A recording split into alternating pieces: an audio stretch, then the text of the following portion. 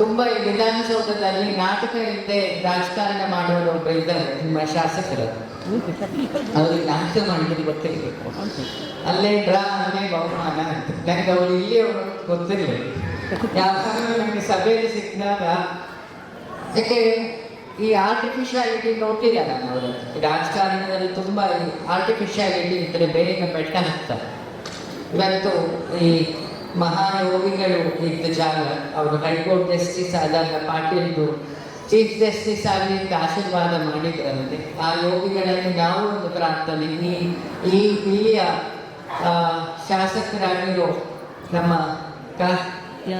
ವಿಜಯಾನಂದ ಕಾಶ್ಯಪ್ನವರು ಬೇಗ ಮಂತ್ರಿಯೂ ಆಗಲಿ, ಪ್ರಮಾಣ ವಚನ ಆಗಲಿ, ನಿಮ್ಮ ಊರು ಡೆವಲಪ್ಮೆಂಟಿಗೂ ಸಹಾಯ ಆಗಲಿ ಅಂತೇಳಿ ಅವರ ಹುಟ್ಟಿದ ಬಂದಿದೆ. ನಾನು ವಚನಾನಂದರು ಎಲ್ಲರೂ ಪ್ರಾರ್ಥನೆ ಮಾಡ್ತಾ ಇದ್ದೀವಿ. ಯಾಕಂದರೆ ಯಾರ ತಲೆಯಲ್ಲಿ ಎಥಿಕ್ಸ್ ಇರುತ್ತೆ, ಸತ್ಯನಿಷ್ಠೆ ಇರುತ್ತೆ, ಅವರೆಲ್ಲ ಅಧಿಕಾರಕ್ಕೆ ಬಂದಾಗ ದೇಶ ಬದಲಾಗುತ್ತೆ.